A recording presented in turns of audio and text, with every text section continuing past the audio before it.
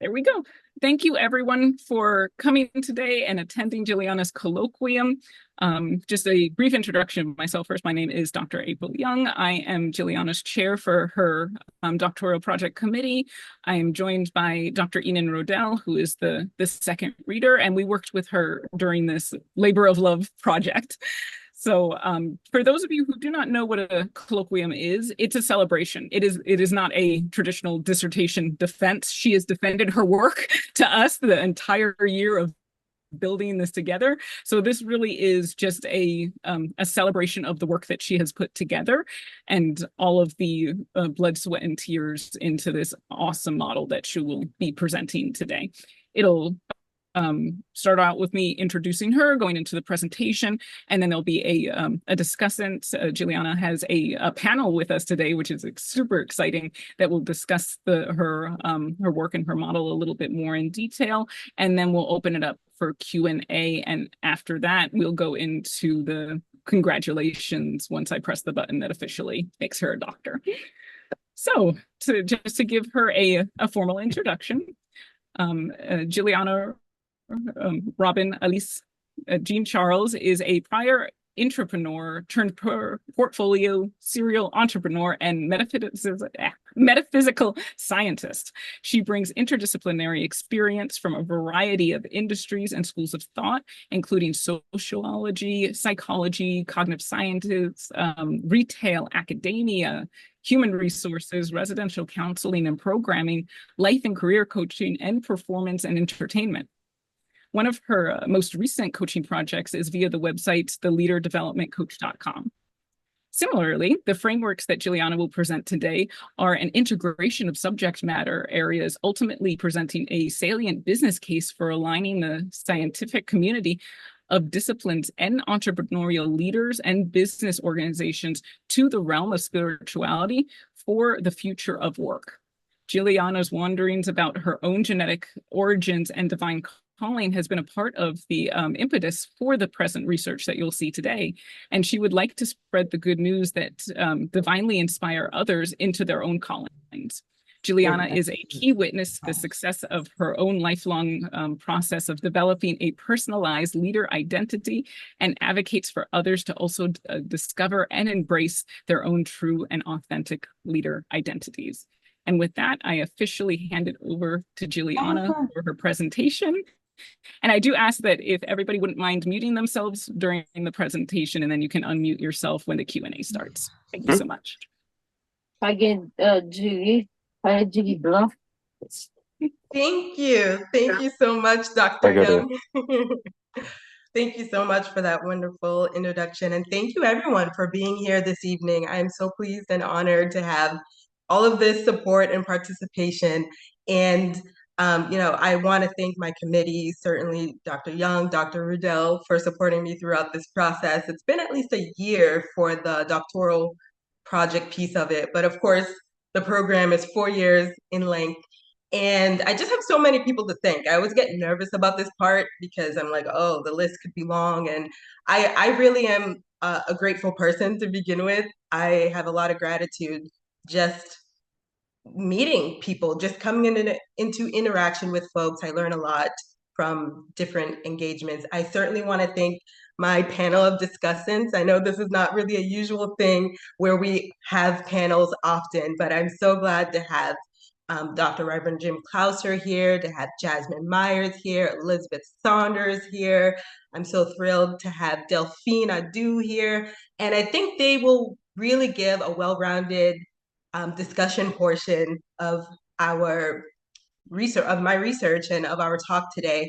And the way it works is that the panel of discussants are the only folks who have read my paper, apart from my committee and a few other select members of the college. So they will have some wonderful insight to share just from their perspective and from their professional learnings and that sort of thing.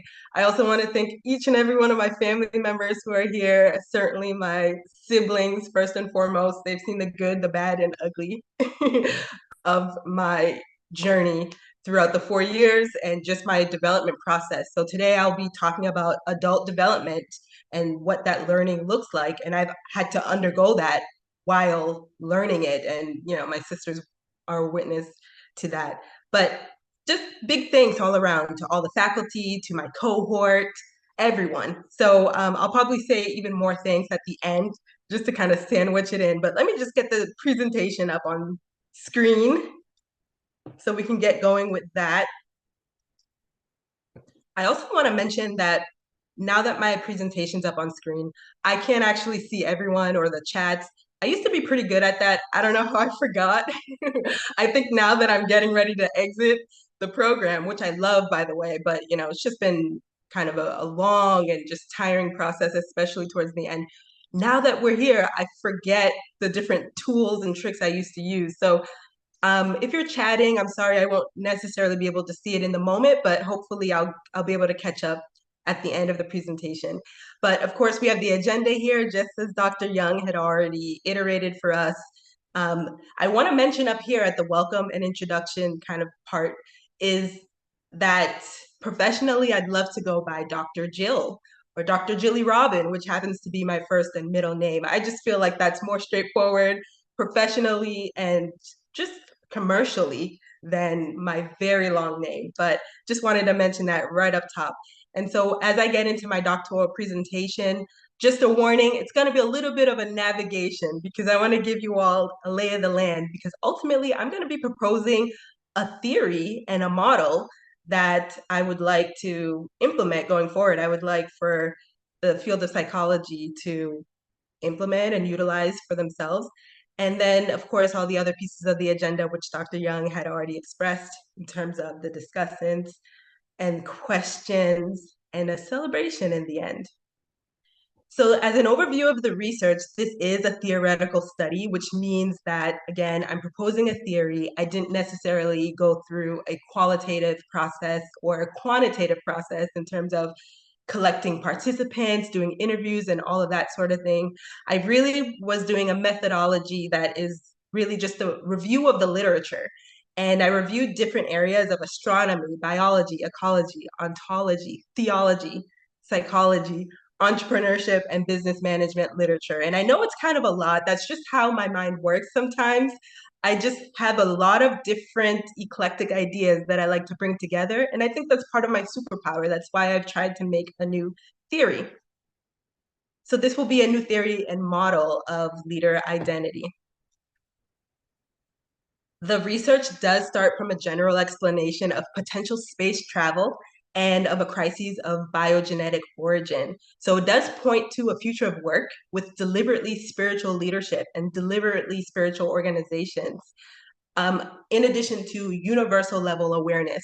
So I know that that wasn't super clear from the title of the research in some of the flyers that I sent out, but there is a strong spiritual component, a theological component, and theology is really about the study of God, is what the word means. Now, for those who are not as familiar with leadership psychology, I put a few of the top bullet points that I will be reviewing in this research having to do with leader adaptability, systems thinking, adult development, and stages of complexity, narrative identity, and storied self. These are aspects of leadership psychology that we have been learning about over the 4 years, and they really have to do with being humble, and with leadership that is adaptable and flexible, and with leaders who are able to view things from the balcony, which is another way of saying having a bird's eye view or a God's eye view of their circumstances. And a lot of that requires stages of complex development. And even spirituality itself is a form of complex development. And as I progress through the slides, you'll start to see why. In further overview of the research, the primary gap that I'm trying to address is that much of the leadership literature that I see out there emphasizes the leader's impact on the follower identities, but hasn't really explored in depth the leader's own identity. And I want to be able to present more about the leader as an individual versus the leader doing leadership. So there's a difference between the being part of being a leader versus the doing part of doing leadership. So I highlight the benefit of intergenerational narratives in this process. I highlight aspects of leaders defining their callings through mentorship And I built a case that maybe there's an over-reliance on empiricism in the field of psychology and in other sciences. There's a chunk of this where I talk about biometrics and bioeconomy, meaning that human biology is becoming more of a commodity here on Earth. And that's the economy that we're moving into. Hence the reason why I want to introduce more of a spiritual perspective. And I'll explain how that fits into the world of economy. And ultimately, the future of work will really start to rely more heavily on spirituality. So hopefully I will be able to make that clear in my presentation here. The overarching goal, again, resurgence of spirituality as a means of authentic leader identity and efficacy. So I'll explore the possible associations between capitalism, future of work, and that leader identity. What I did was, they're too high. What do you mean? Sorry, I thought maybe I clicked something funny. So the emphasis is on integrated self. So the idea of integrity means bringing all the different parts of yourself so that it's an aligned self that you present to the world. And that's why I have the different areas of study that I'm presenting in my research today, because to me, that's what it means to achieve an integrated self. Oh, can someone let me know if you can still hear me? I think I'm Yep, I can still hear you. Okay, thank you. Something popped up on my screen. I got a little nervous. So the argument for spiritual orientation as the principal power and authority and capital over other kinds of orientation will be mentioned more than once in this research. And the hope is that studying spirituality will really help people understand who they are, because unfortunately, a lot of people never come to know who they are or what their purpose is. But hopefully this will be another aspect of adult development that we really leverage in the field of psychology. So I also want to mention to you all, feel free to take notes and be ready to ask questions about anything that feels conflicting at the end. And just let me know your thoughts on, especially the spiritual components of this. Some of the driving research questions that I started out with had to do with genetics and epigenetics. And how does that show up in the leader's identity when we're talking about integrated self? What do we need to know genetically about ourselves? And how does that define or limit our potential? What are the implications for our personal generativity versus stagnation? And what do we do about it? So in the new world of work, a cosmopoetic future is at hand. That word cosmopoetic is Greek. It's two Greek words, cosmos and poesis, which means world making. And my research is arguing that there's a new world of work that's coming for new business, new entrepreneurship, new organizational leadership, and it'll necessitate new organizational environments and new leadership theories. Thankfully, my colleagues and I, we are leadership psychologists, and this is the very thing that we do and we study. Organizationally, there'll need to be new training, new policies, new systems, new aspects and affairs of cosmic business. Theoretically, there may be new questions of metaphysical inquiry. And so because I'm getting into talking about space, I really want to emphasize that people will start to need to have a universal level awareness, meaning not just awareness about themselves, not just awareness about others, being self-aware, being aware of others, but really expanding that scope to have universal awareness, a real ecosystem view when we're talking about the view from the balcony. That's the kind of future that we're moving into, because if we're going to have leaders who are leading groups on planet Earth and in other areas of the universe, this is something that is a critical skill. And I should mention at this point, some of you are probably like, well, we're talking about leaders leading outside of planet Earth. Definitely engage a degree of imagination here. And as we go through the slides, you'll start to understand more about what that will look like. I want to mention that even having imagination is a form of adaptive leadership. It's another form of complex development because it requires you to use both your left brain and your right brain, and it actually benefits the learning process. So why are we moving to outer space? Well, biodeficit is one of the terms that I found in the research, where planet Earth is on the brink of a cultural renaissance because we're running out of capacity. We're running out of capacity, we're running out of resources, and we need more in order to accommodate the kind of habitats that we have created for ourselves. And we're near a tipping point, actually, in terms of economy. The global economy is affected. Things like oil, we are being affected by greenhouse gases, global warming, all kinds of things have impacted our Earth to really make it a little less livable than when we first got it, than when the first human beings had encountered the Earth.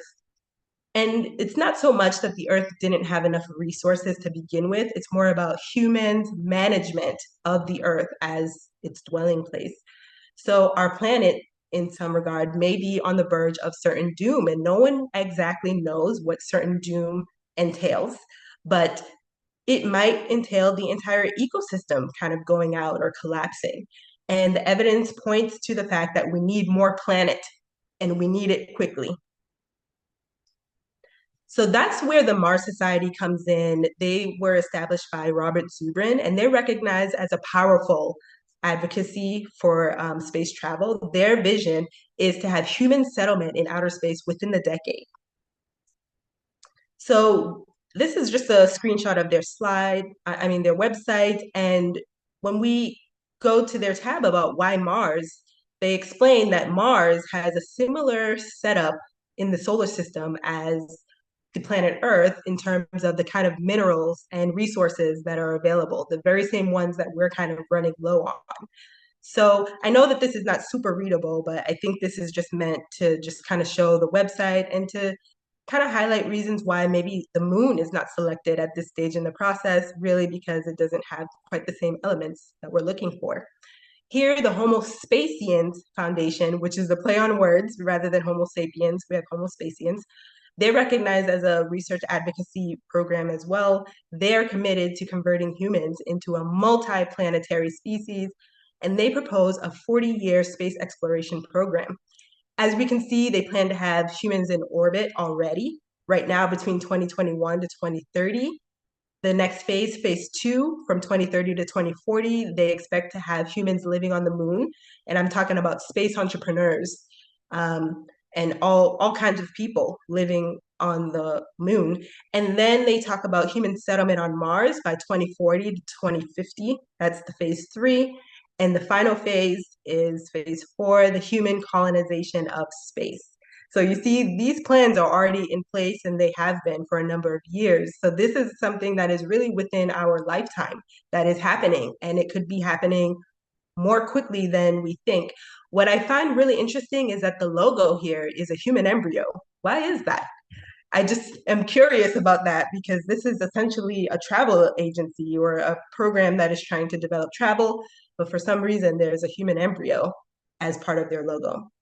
So I want to talk about genetic legacy and leader identity, because in the future of work, we may face pervasive augmentation or pervasive use of augmentation technologies. And that consists of genetically engineering human beings, modifying and enhancing human bodies for the benefit of space travel and for settlement. So in other words, our human genes contain our most valued and treasured bodily inheritance, our legacy, our heritage, and it could be on the line. Our DNA is exposed to mutagenic dangers day by day as it is, and now we're going to intentionally be changing our human genes for various reasons potentially in the future of work. So this was an area of research I thought was interesting, talking about potential mutations that could happen. And a mutation or a mutagen really could be anything that unexpectedly affects or changes an aspect of, the human genome is how we're defining a mutation. So moving on to cyber sigilism, this is another development of the future of work or the cyber age. This is just a website that I found, and that is a picture of the cyber sigil. Essentially, a cyber sigil is a kind of tattoo that is connected to your genetics, connected to your blood, or somehow identifiable. This is something that's already in use. It's already going on here on the earth. So the picture I'm trying to paint is that we're already being primed for the future of work and living in outer space and some of the different technologies that we see out here, I'm speculating are connected to this future of work and to this idea of our biology becoming increasingly more an economy. In terms of genetic legacy, the cyber sigil is eerily foretelling of the biblical prophecy of the mark of the beast. Some people might be familiar with that. Really, that's about, again, having to wear a specified mark in order to be able to buy and sell. In order to do commerce, you potentially will need to have some kind of a mark that is unspecified in the Bible. I list all the different chapters in Revelations where it mentions this, but we don't know if it's going to be genetically connected or whatever the case may be. But throughout my research paper, because there's a paper that is to be published, and this presentation today really is a celebration of that paper having been approved, or it will be approved by the end of presentation, hopefully. But in the paper, I talk more about what kind of genetic legacy is impacted, and the fact of anything happening to our genes could be residual for generations to come. Sometimes these things that happen are not even detectable for even decades, right? So we could have some kind of an issue and not even know for decades later down the line when one of our descendants is having an issue. So part of the problematic separation of science and theology, science from theology, is that we are imago Dei. We are made in the image of God. And while this far I've been talking to you about some of the scientific visions of the future, the Bible also talks about a vision of the future. And the Bible talks about the kingdom age. So right now we're entering what I would describe as a space age. People are moving to want to create new environments in outer space. And the Bible talks about, a God who has already created new environments for people to live in. And it's going to be in the form of a floating city that actually comes down from the cosmos. So I just find it interesting to juxtapose the human-made plan for escaping a planet in doom versus the God-made plan for kind of progressing beyond a dying planet, I guess we could say. And we're not involving God in a lot of the scientific progress. And that's what the idea about Imago Dei references, being made in the image of God, but having fallen short. I talk about geneia, which is another Greek term, also referencing genetic legacy and genealogy. And that word genealogy is important, especially as we come down to the slides about storied self and about narrative identity. Some cultural concerns to start to imagine are the new kinds of organizational issues that leaders will have to kind of work through, new types of issues of cultural concern, new types of issues and kinds of privileges and prejudices, this planet versus that planet, or new issues of biodiversity, bioavailability, new issues of existential crises, because we find that with space travel, especially with long duration space travel, and also with settling in space, potentially psycho-emotional issues could come up, issues of loneliness and seeing Earth from the distance. And we've already seen that happen with astronauts who have had to be away for 2 and 3 years at a time. And new issues of ethnography, of anthropology, issues of representativeness will look different in terms of biocapital, biosociability, and just new cosmopolitics.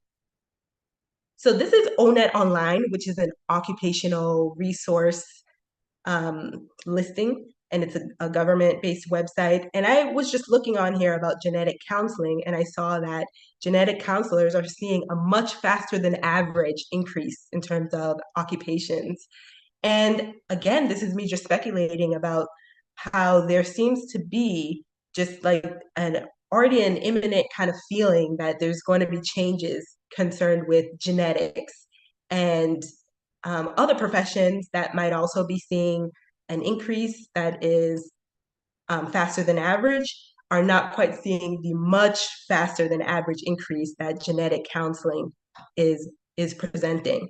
So not entirely sure what exactly is causing the increase, but again, I'm painting a picture here, a narrative so that I can ultimately present my case or present a theory and model at the end of this presentation.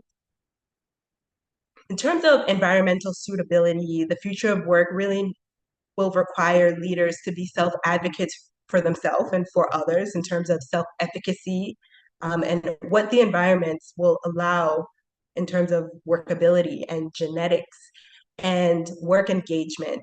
What will the environment offer in terms of, you know, psychogenetic capacity and psychospiritual awareness?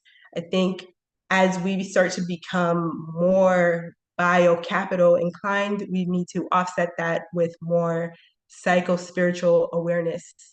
And I'll mention a little bit why.